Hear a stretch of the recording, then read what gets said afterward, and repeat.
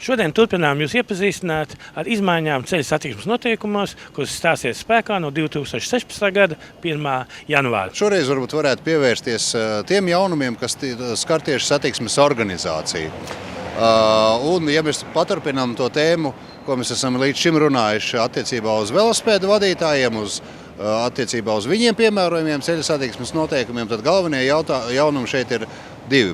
Pirmais jaunums ir tāds, ka ir jaunajos satiksmes noteikumos skaidri un gaiši nodefinēts šis jēdziens velo josla. Šis jēdziens ir iekļauts terminos, līdz ar to ir arī pilnīgi konkrēti noteikta satiksmes kārtība gadījumos, ja uz ceļa ir ierīkota šī velo josla. Un, ja īsumā par būtību, tad, protams, ka tā ir tā ceļa daļa, kas ir paredzēta velosipēdu braukšanai. Visbiežāk viņi ir atdalīti no pārējās brauktuvas ar nepārtraukto ceļa apzīmējumu, līdz ar to pārējo transporta līdzekļu vadītāji nevar iebraukt šajā velo joslā un arī nedrīkst šķērsot šo nepārtraukto apzīmējumu, bet gadījumā, ja ir kaut kāds iebrauktuvas vārtos vai citos gadījumos, kad ir nepieciešama šī velo joslas šķērsošana, tad velo josla ir atdalīta ar pārtraukto ceļa apzīmējumu.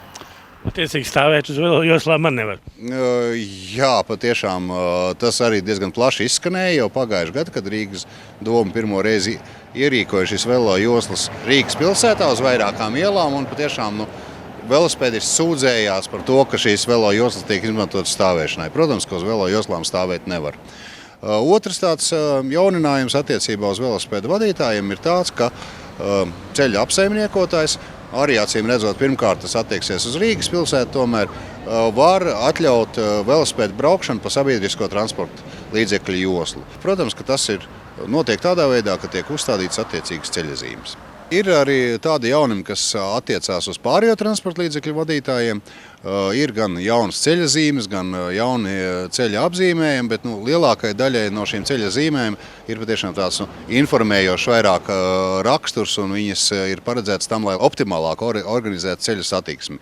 Bet kas patiešām ir būtiski, kā no jaunā gada tiek ieviesta alternatīva ceļazīme apdzīvotas vietas sākuma apzīmēšanai. Līdzīgi kā tas ir citās Eiropas valstīs, tad arī Latvijā turpmāk varēs būt divu veidu šīs ceļazīmes. Pirmkārt jau mums tik ļoti pierastā baltā plāksnīte ar apdzīvotas vietas nosaukumu, otrkārt balta plāksnīte ar piktogrammu jeb siluetu. Būtībā šo ceļu zīmju nozīme ir vienāda, abas tās apzīmē apdzīvotas vietas sākumu, tātad punktu, no kura sākot vadītājiem ir jāievēro tie noteikumi, kas jāievēro apdzīvotās vietās. Pirmkārt, acīm redzot, tas ir atļautais braukšanas ātrums 50 km/h.